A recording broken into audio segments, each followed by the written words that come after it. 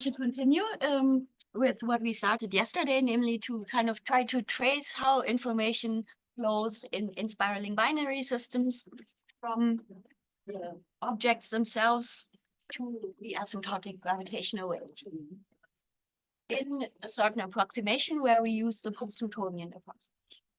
So yesterday we developed a lot of the formalism and notation. So now if you go to some of these really excellent review papers by really experts in the field who have done post-Newtonian calculations, as especially Luc Blanchet, his entire career, so he's really the expert, I would say. Yeah, so you can look at this review article, which gives all the details, and hopefully now you can also understand the notation therein and so on. Let me first ask you, are there any questions from yesterday? Because maybe now you had a bit more time to think about it.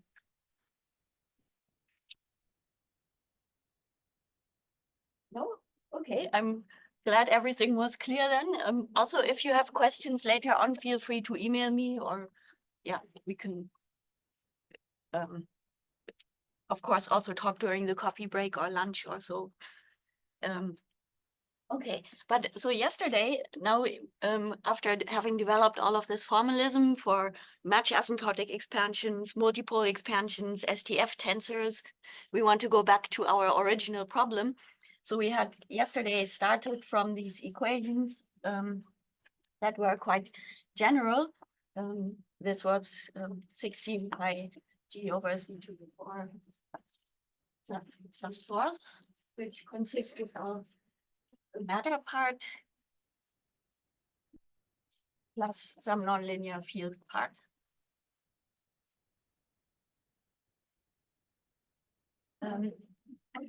And yesterday we also looked a bit at the post-Newtonian expansion in the near zone, and also how that information then looks in the exterior zone versus via the multipole expansion.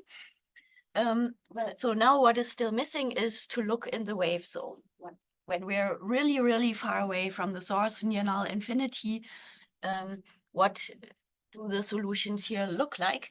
So in the wave zone, the source is 0. So we just have these field nonlinearities that contribute. And this is what we want to analyze. And we now have to make a different approximation, because in the near zone, we made the post-Newtonian approximation that there was some gravitationally bound source that was weakly gravitating and slowly moving. But here now we're in the wave zone, we don't have the source, but still we make the approximation that the deviation from flat space is small. So we assume space-time is nearly flat, because we are far from any source, assuming. So what we do is a formal expansion in Newton's constant, G, or the gravitational constant.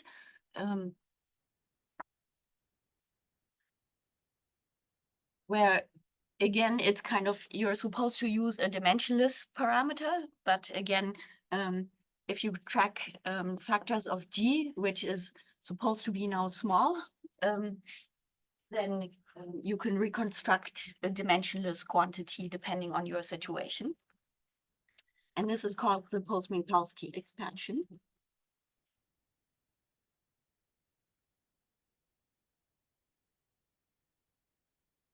Okay, and again, so then we make an ansatz for the solution to this equation as this Post-Minkowski expansion.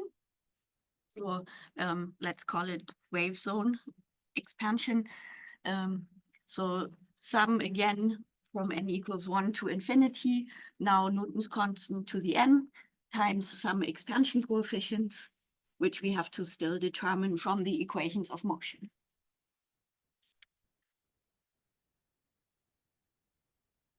Okay, and then again, we substitute this ansatz, and we again obtain a system that is order by order in G, and that can be solved iteratively. So let me just write down maybe the first solution, or the first equation, just because we also want to analyze some simple cases. So at leading order, if we treat G as small, these nonlinearities don't come in. So the right-hand side is 0. And then we have iteratively always the nonlinearities on the right-hand side depend on lower order H's that we've already computed. So box H alpha beta, nth order EM would be these nonlinearities, or yeah, let me write them as L to denote this L is supposed to now be these nonlinearities post-Minkowski expanded. So it's Ln alpha beta of now depending on H n minus 1 all the way up to H1. Okay, so this we can then again, in principle, solve iteratively. And one more thing to note is, okay, now we're in the wave zone. So we set up some coordinate system that is, however, not the same as the source coordinates. So here, this wave operator is equal to minus 1 over c squared t squared plus this spatial gradient squared, but in what we call radiative coordinates, because they are kind of adapted to near null infinity. So we don't know yet how they relate to the source coordinates, but this will also be determined by matching. Now we just label them as capital coordinates. Okay, and again, I mean, we know how to solve these kinds of equations, but what we now want to use for the solutions is a basis that we can match to the source. So, I mean, in principle, when you see this wave equation without a source, you might think, okay, I do a plane wave expansion or so, but that doesn't match to the multipole expansion of the source. So we need a different basis of solutions. And this is where some of the tools from last time also come in.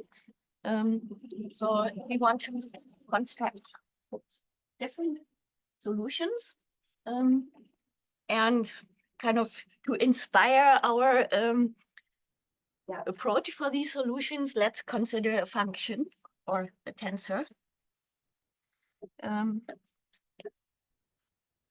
Functions, let's call them just FL.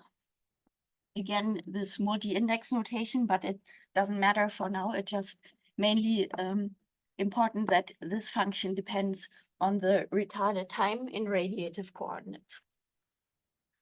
And now consider further what happens if we now compute the box operator acting on this function,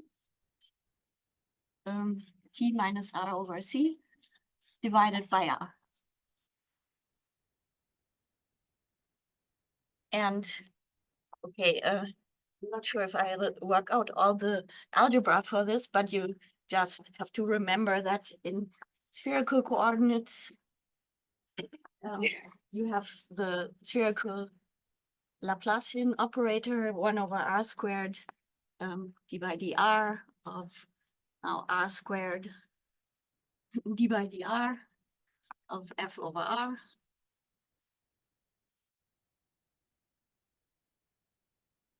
Okay, and I let you work out this yourself. Remember that for f, if you differentiate with respect to t, you just pick up the derivative. But if you differentiate with respect to r, you pick up a factor minus 1 over c times the derivative. So once you plug it in, you find it is indeed a solution. So you want to go through the algebra, or you are happy to trust me? Okay. Maybe you've anyway already done it.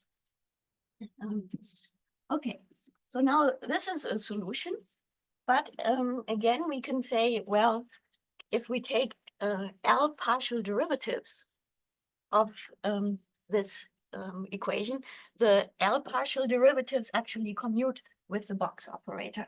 So we can go a bit further with this solution and generalize it. So we have, since DL commutes with the box. Yeah, okay. I already wrote what the box is there.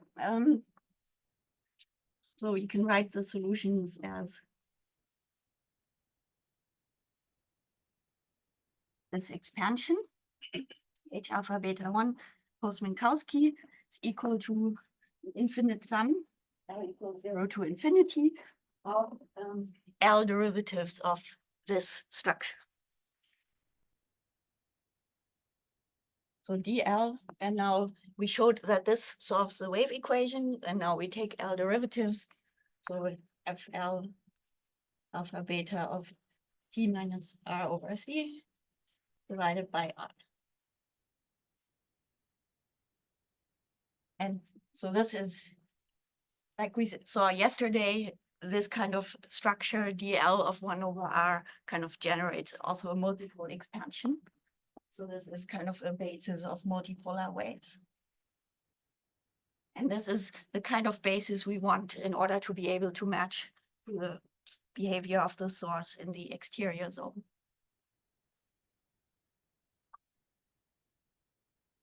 Okay, are you happy with this? All right.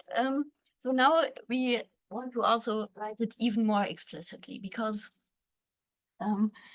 these derivatives, if they act on R, for example, they will give also higher powers of R. But we want to look at what happens near null infinity, where the dominant terms are just the 1 over R. Can I ask? Sorry. Yes. So that L label, Yes. where does it appear in the element we are summing? Or Well, it just appears in this big L is okay. L indices. Yes. Yeah. Okay.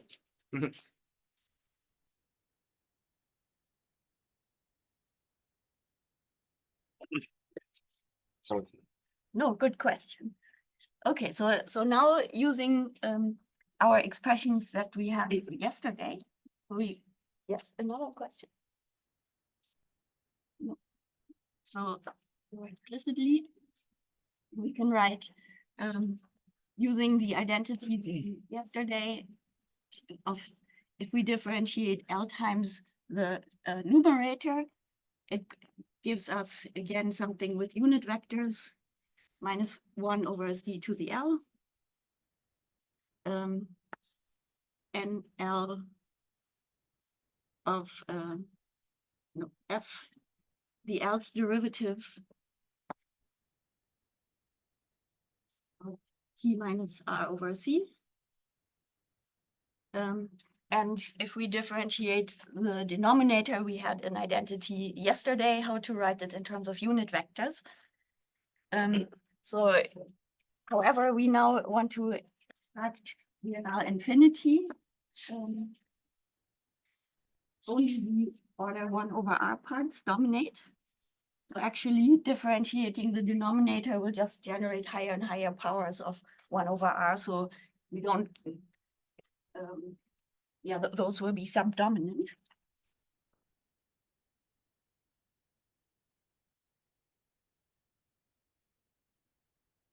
And yeah, it turns out once you plug things in,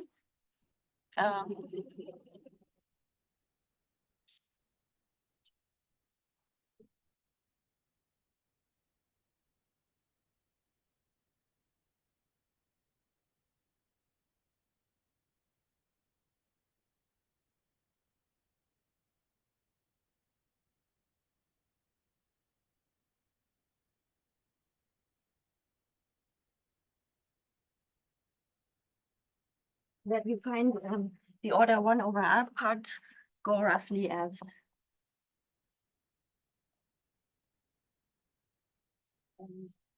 beta, go roughly as this infinite sum over L 1 over R. And then this, what we had from differentiating this minus 1 to the L over C to the L, unit vectors STF, FL.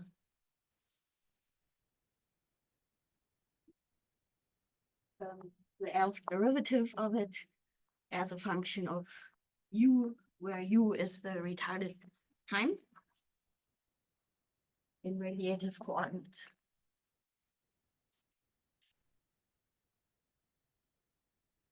Okay, so this is just using results we had yesterday, or similar results you can derive. And yeah, now it does look like a multipolar expansion, but we don't know yet what this FL is.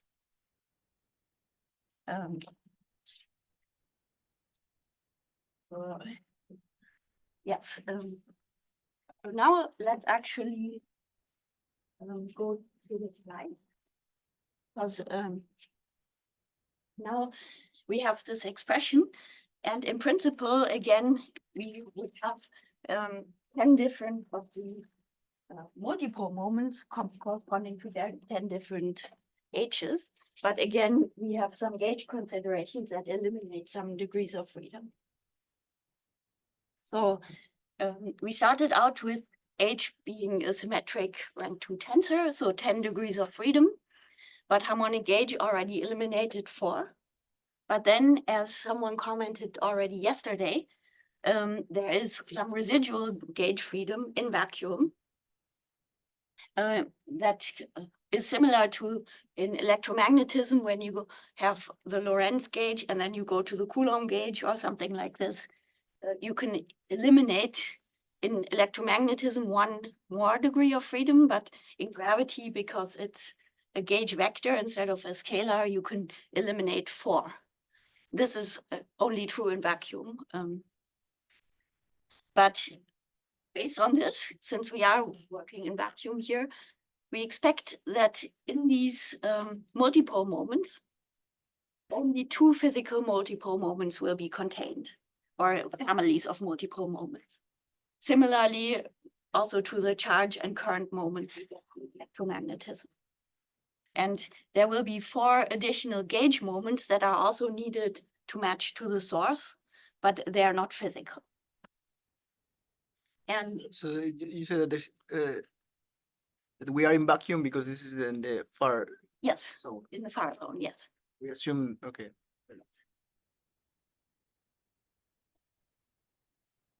Okay, and so without going into more details, one can show that also, so that was the consideration about the multipole moments, but now about the gravitational wave degrees of freedom themselves.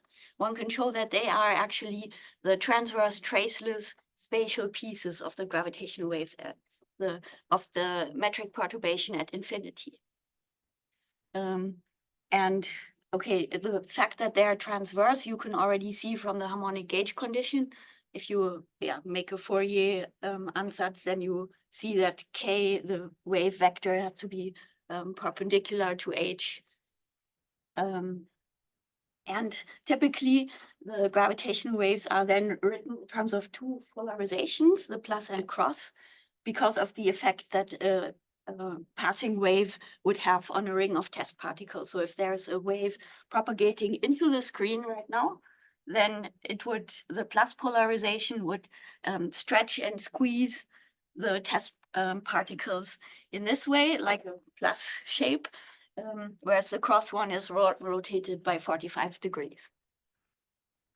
So it means basically when we want to relate this expression to what we measure in terms of gravitational wave polarizations, we have to take the spatial and transverse traceless pieces. It's already traceless because of the STF, but we also have to make sure it's transverse.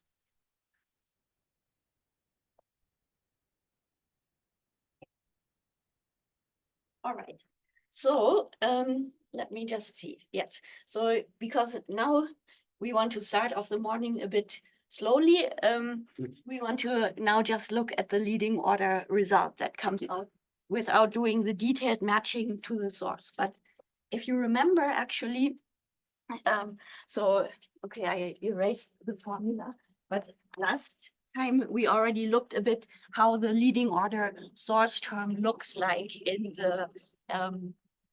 the exterior zone. So we had something like an equation box H alpha beta 1 of the Pn function was something, or it was actually the Newtonian piece, because we have to iterate one more to get actually the Pn.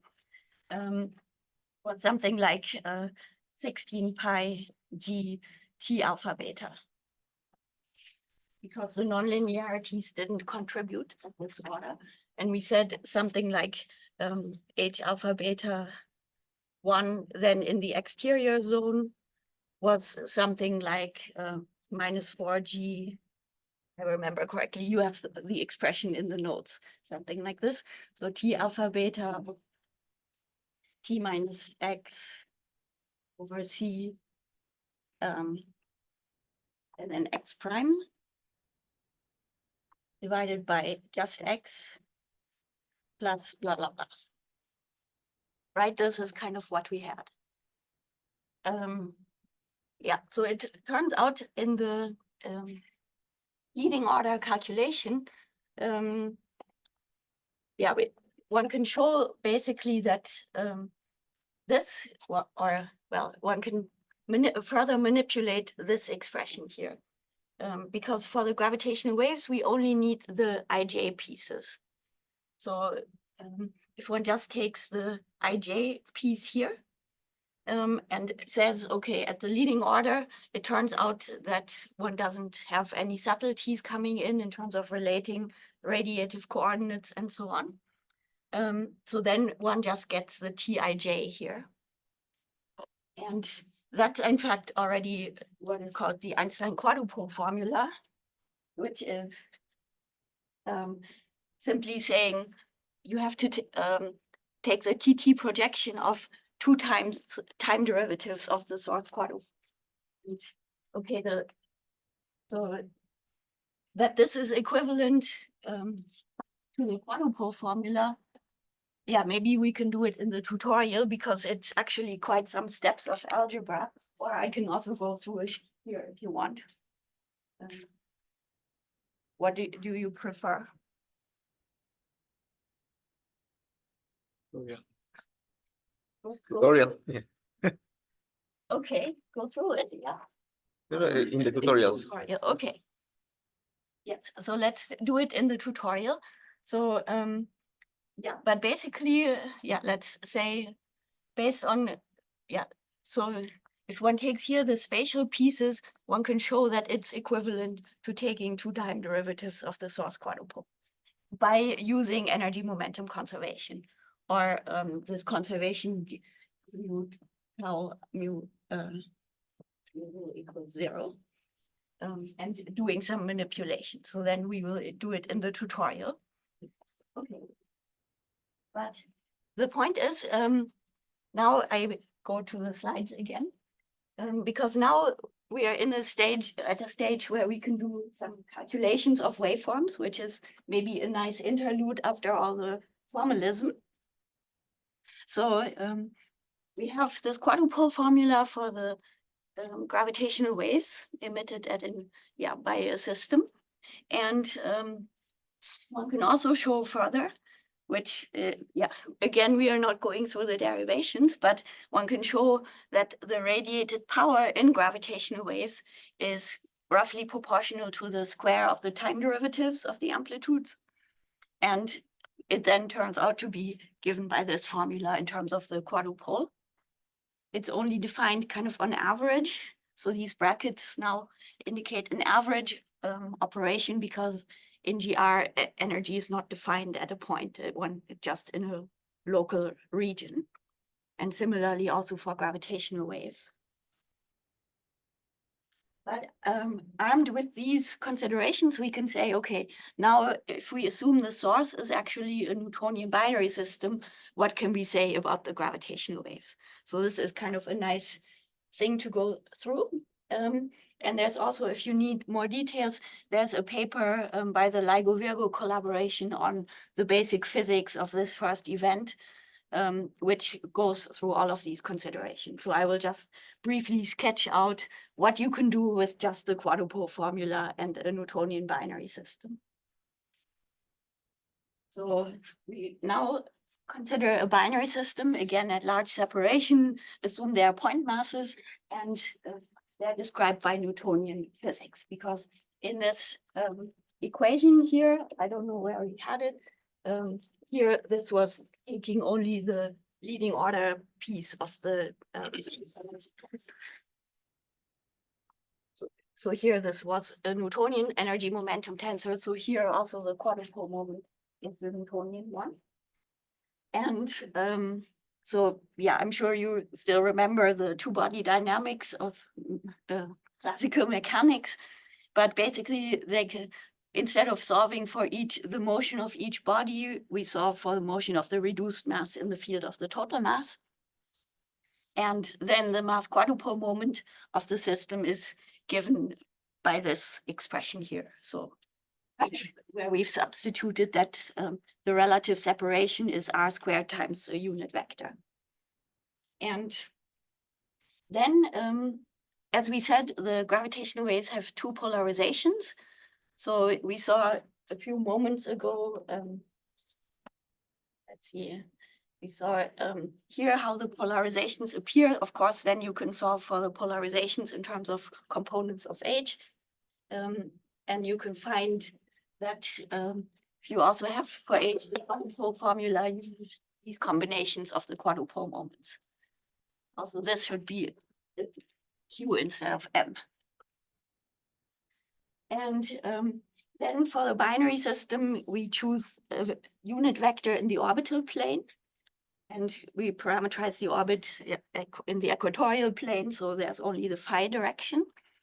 And for circular orbits, then we can readily take two time derivatives, because time derivatives just give omega, which is the frequency phi dot, times again some some unit vector combination. So we find finally, using also some trig identities, that these are the polarizations. And one notices that the gravitational waves oscillate at twice the orbital frequency because, well, mathematically it comes from two copies of this unit vector, and cosine squared you can trig reduce to cosine of 2 phi and some other parts. Yeah, and they also, you see the amplitude scales like the frequency squared over times r squared, so something like the velocity squared. Is it okay? Okay, and then the next thing is, so we now had considered the polarizations emitted from a given orbit. Now we can also calculate what is the energy in these gravitational waves per unit time. And again, plugging in, now taking another time derivative, plugging in, one finds an expression. And then one can say, okay, this energy radiated in gravitational waves is balanced by a rate of change of energy of the system. Now we have to compute the energy of the system. Well, it's just the kinetic plus the potential. And for circular orbits, one can show that it's equivalent to -1/2 mu times roughly omega to the 2/3, where it's also important that we use the relationship between radius and frequency to eliminate the radius, because in gravitational waves, the observable is the frequency. We measure gravitational wave versus frequency, whereas the radius, okay, in Newtonian physics, it's the radius, but in higher orders, it's just a gauge-dependent quantity, what you call the relative separation. So we always want to express quantities in terms of observables like the frequency. So we always try to use like Kepler's law here to eliminate the radius from all expressions and have everything just as a function of frequency for circular orbits. Okay. Then rearranging this energy balance, one can show that it's an equation for the frequency evolution. And one can integrate it and finds this expression for the frequency. And interestingly, there's only one special combination of the masses that appears, which is called the Chirp mass. And it's mu to the 3/5, m to the 2/5. it just, yeah, it's called the trap mass because that's what pops out. And we will see, yeah, the trap in a second.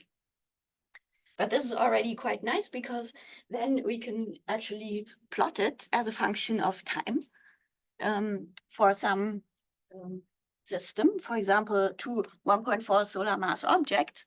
And if we just plot this simple formula, it gives us this kind of track in the frequency versus time plane. And then looking at some LIGO papers, for example, a binary neutron star in spiral, you can see they also make plots of the frequency versus time, where the light-colored regions in this plot are where there's more power at that frequency. So it's a spectrogram, really from the detectors, and you can see exactly a similar track, very, very similar. So that's already quite nice. Okay, I should also mention, of course, because now there's so much excitement about the gravitational wave detectors, but of course there was seminal discoveries of indirect effects of gravitational waves with the Hult-Taylor pulsar, which in fact got the Nobel Prize in 1993 for showing how the change in orbital period changes over time and is consistent with the quadrupole formula prediction. And you notice here, the Nobel Prize was in 1993. LIGO construction started in 1994 after a lot of debates with Congress and so on. Yeah, so this was really also an important milestone for the field. And yes, also you can, if you're interested in a bit of the history, as I mentioned already, there was so much controversy, are gravitational waves real or not? There are some interesting papers by Daniel Kennefic on all of these controversies, also how Einstein started to doubt his prediction of gravitational waves and all of the, yeah, it's just interesting to read if you are interested in this angle. Okay, so just to conclude with all of this, so we also had these formulas for the polarizations. Now we again eliminate R in favor of omega and integrate omega to get the phase as a function of time. Then we can plot it on the waveform, and it gives this nice looking, very familiar looking trap waveform. And of course, it's nice that we can just use this basic physics to get these results, but of course, these waveforms are not, by far not accurate enough to be used for data analysis. It's more to get some intuition about how things depend on parameters and just what is going on. And what we can already learn if we plug in everything explicitly is we can write out what these polarizations, how they depend on the parameters. So there are two types of dependencies. There's an amplitude and the phase. And the phase you see here depends only on the trap mass. And more generally, it depends only on parameters that are intrinsic to the binary system. Whereas the amplitude depends both on these intrinsic parameters and also on the relation between the source and the observer, for example, the distance to the source, or also the inclination, how we are looking at the orbit, which is not shown here. So this is also illustrated here a bit. So you can get the same amplitude of waves with different different parameters. So, but you can always tell them apart because the phases are different. You can tell that these are different masses because the phases are different. So that's also just what we saw yesterday in the first part when we looked at how the model fits the data in the matched filtering cartoons. What is little r? Sorry. R is the distance to the source. Distance to the source. But yes, I think I might have switched notation several times, but yes. Yeah, it's just this 1/r part that we also have here for this radiation at infinity.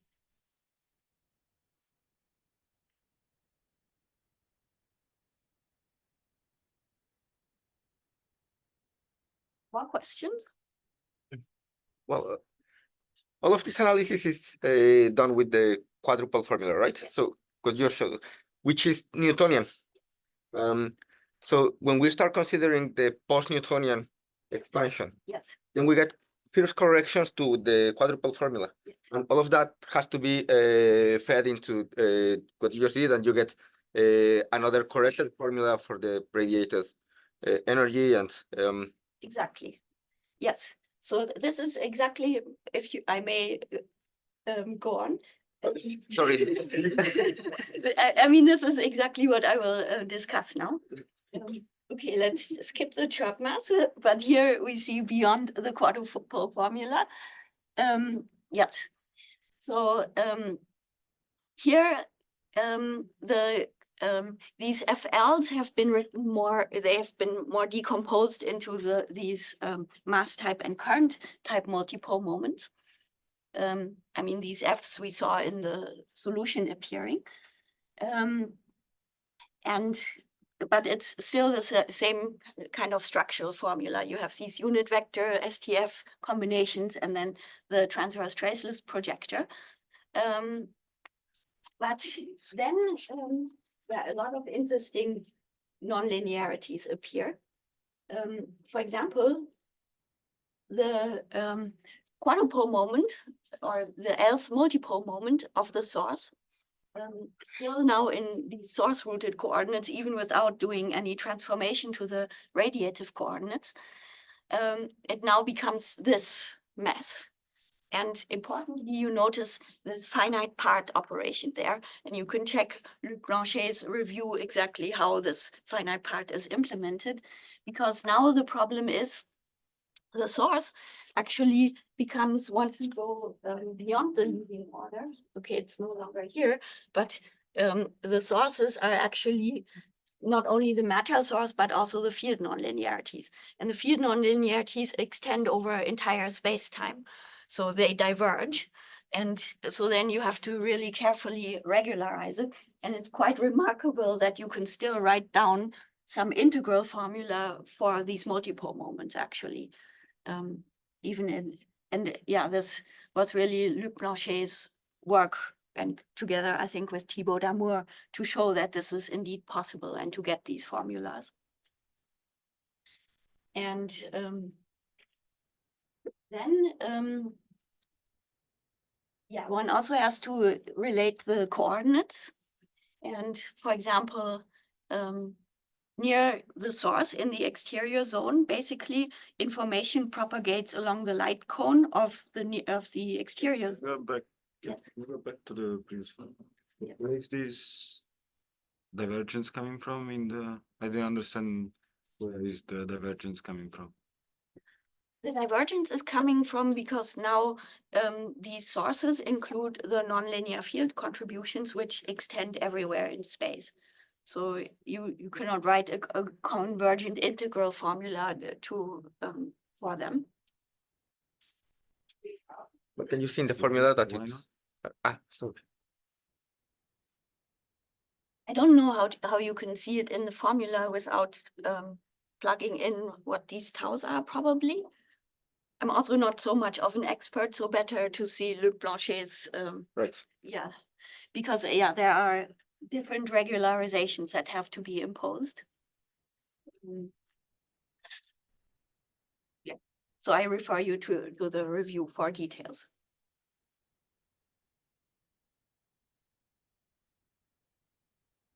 Okay, then in terms of relating the coordinates, so near the source, actually in this exterior zone, information would propagate along the light cones of that space-time, which is kind of the Schwarzschild space-time. So the light cones are T or plus or minus R star. And once you relate R star to R, so I don't know if you remember this. I have to write it down.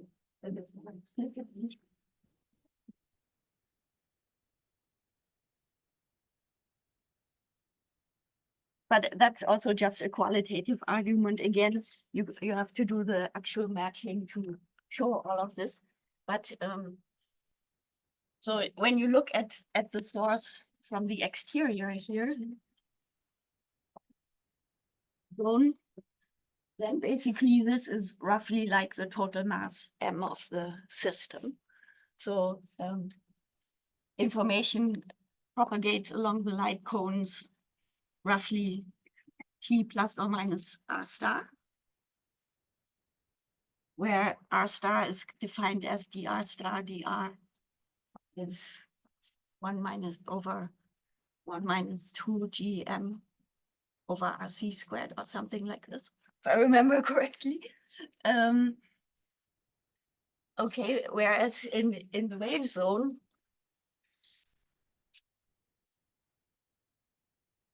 light cones are just the flat ones, are just t plus or minus r over c. And so then you, in the matching, you find that this retarded time in source, in radiative coordinates is related to the one in source rooted coordinates by this. And that just comes from solving this perturbatively in T and C, roughly speaking. Okay, and then what we see is that actually interesting new types of terms appear due to this nonlinear relation between source and radiation. So at 1.5 post-Newtonian order, we get what are called tail effects, which means actually it's the first time that the waves measured at infinity don't only depend on the state of the source at the retarded time, but at the entire past history of the source, which is something that we don't see in electromagnetism. But here, because of the nonlinearities, these kinds of tail terms arise. And yeah, you see they're an integral over the entire history, and they kind of are an interaction between the total mass of the source and yeah, a gravitational wave that was emitted kind of again in the picture that maybe I have the figure here, that these waves, they don't propagate directly out to the observer, but they get scattered by the total mass of the binary system. So it's a bit similar to thinking about these different light cone structures, that, yeah, at some point the information gets scattered. And as I said, at 1.5 post-Newtonian order, there's the one scattering, and then at higher orders, multiple scatterings appear. And at 4pn order, actually, it even scatters back to the source, and then it makes the dynamics very complicated, because then they're no longer easily separable into dissipative and conservative pieces and so on. Any questions? Okay, then another interesting effect that arises is the so-called nonlinear memory effect, which is due to gravitational waves. They again contribute to further gravitational waves in the future. So that's again because of the field nonlinearities. So it's not a runaway effect because this is a small suppressed term, but still gravitational waves, then again, source gravitational waves, and it gives again some effect that depends on the past history of the source. So we call these sometimes hereditary effects. And the effect in the gravitational waves is quite interesting because we don't see it in the phase of the waveform. Instead, what happens is that after a burst of gravitational waves passes through, the 0 point of amplitude is different than it was before. And of course, the 0 point of amplitude is not measurable because it's just a matter of convention. So once the memory signal, yeah, it's not possible to measure it before the merger or after the merger.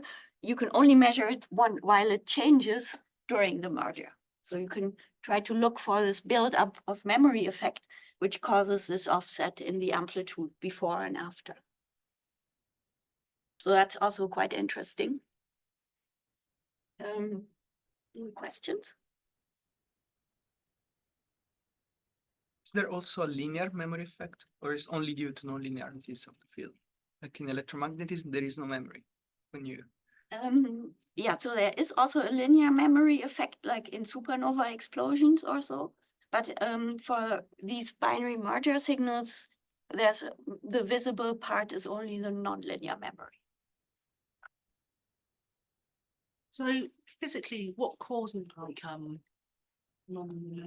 does like the remnants of other gravitational waves in basically the field are still there? So it means the field's a little bit more energetic when you have like mergers and things. So the amplitudes increase, or is it something more subtle? Yeah, it's a bit. Sorry, you said that you have mergers, and so the amplitude is increasing. Yeah. So for the non-linear memory effect, you see these increases in the amplitudes Yes. in the. So physically, what will cause that? Is it what causes the memory signal? Is it like the remnants of other like gravitational waves that the energy is still kind of in space time? And no, it's really this. Yeah, the fact that gravitational waves then source further gravitational waves, and yeah, there is also when you try to determine the energy in gravitational waves, and so we saw there was this averaging involved. So this is also a bit related to this. Yeah, so I don't have the details at the moment of how mathematically this comes about, but yeah, maybe you can look for articles by Mark Favata. He has worked quite a lot on this, and maybe citations to his papers where you can find more details about. Are these expected to be observable now anytime? Have they been observed? They have not been observed, but there is some analysis effort to look for it. Yeah, that's because yeah, then it's also related a bit to BMS symmetries at infinity and so on. So it's quite an interesting test one can make with these memory effects. Okay, let's see what else we can do. Yeah, so now we have to wrap up a few more pieces, just because, okay, we saw now with the quadrupole formula how we kind of went using energy balance and so on. And so it was a bit overly simplistic, but now we've seen kind of the radiation at infinity is given in terms of these multipole moments. They have to be matched by the source to the source, which we kind of sketched or alluded to. Now we have to also say, what is this source? And now we have to take into account these are point particles, relativistic point particles, so their energy momentum tensor is given in terms of this expression. And then each particle moves in the field sourced only by the companion, because similar in Newtonian gravity, you don't have the infinitely divergent self field. So then you have the point particle word line action for each particle, where, again, in the metric here, only the field of the companion appears, but the velocities of the object and the mass of the one object, and similarly for the other one. So this is what you need in the source. For the gravitational waves and metric perturbations.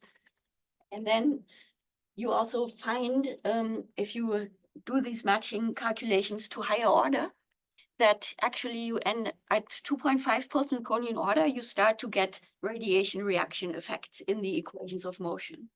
So you don't have to use this energy balance. Instead, you get directly from the matching that there is now some particular feature in the equations of motion.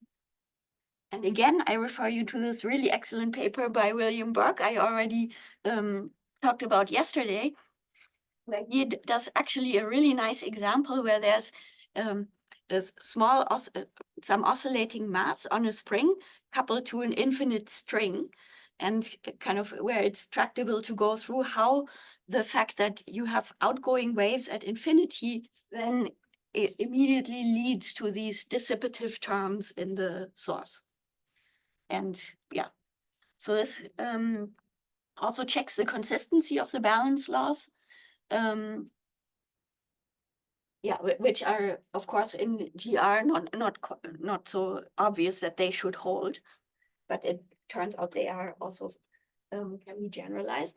And finally, then when going through calculating the full waveform using all of these inputs, one finds here only for mass quadrupole radiation that the polarizations, of course, the amplitudes get corrected. As I said, the memory effect appears only in the amplitude, but then also the phase gets corrected, and there things start to depend not only on the trap mass, but also the mass ratio, the tail effects, the spin orbit effects, spin effects, and higher order correction. So you get more and more information, but it's harder and harder to measure because it's higher and higher. It's more suppressed by powers of V over C. And of course, you also get higher multipoles contributing. So they will oscillate not at twice the orbital frequency, but other multiples can be 1, 3, 4, 5, and so on. So that kind of wraps up the post-Newtonian theory. Just to summarize again the picture, I think, well, I've already emphasized it enough. I'll just leave up this slide. And are there any questions about this whole waveform calculation in post-Newtonian? So, how many orders in the post-Newtonian is the sensitivity of, say, LIGO? And how about upcoming experiments? Yeah, that's very hard to say because post-Newtonian is not a convergent expansion. So, I mean, currently we have 4 PN, and that's not yet enough. Because, okay, so why am I saying it's not enough? So as we said yesterday in the discussion, oftentimes information gets then resummed into these complete models for data analysis.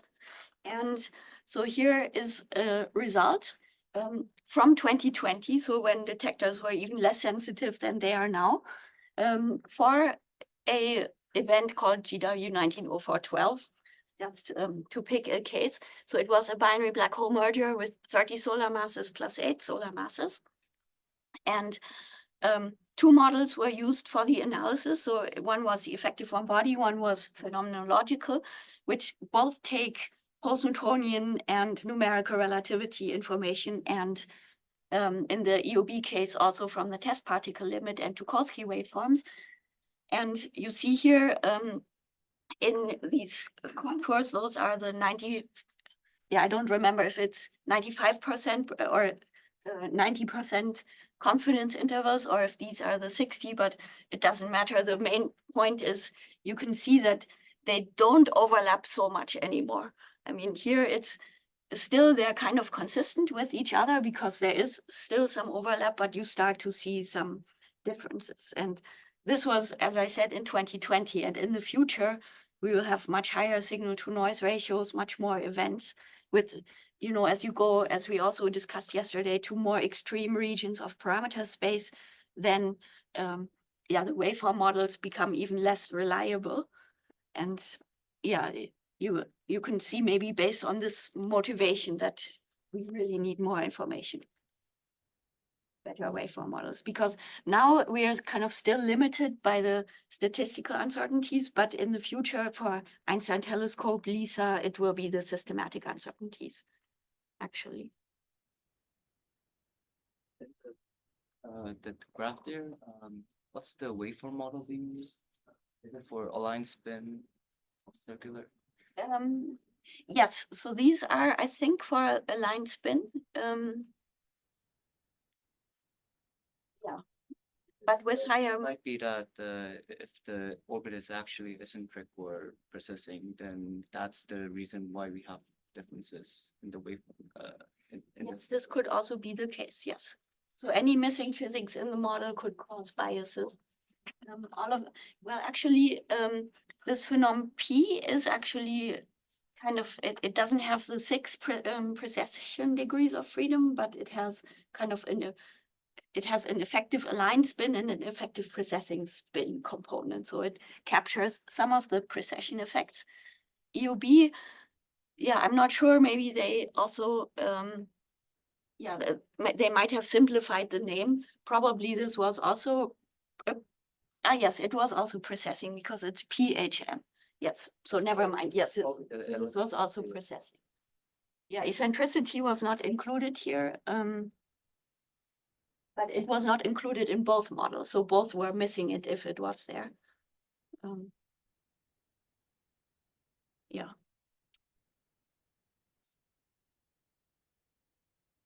So I have a question. I was under the impression that there were data analyses which showed that these 3.5 PN like would do parameter estimates, and due to some kind of parameterized tests on the PN parameters, 3.5 PN, you are unable to constrain them.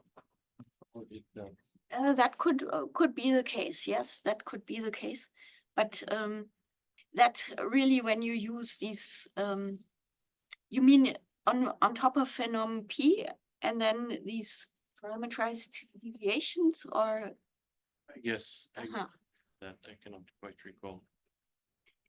Yes, this could, yeah, but then it's a bit contradictory because, I mean, the difference between these models is in the unknown higher PN information and how they are resumming it and so on.